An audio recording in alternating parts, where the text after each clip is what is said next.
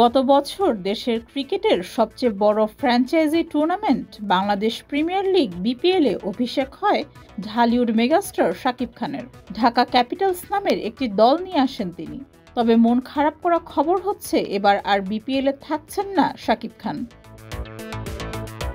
শাকিব খানের বিপিএলে না থাকার কারণ ঢাকা ক্যাপিটালসের মূল মালিক রিমার্ক হারল্যান্ড। প্রতিষ্ঠানটির একজন শীর্ষ কর্মকর্তা ছিলেন কিং খান।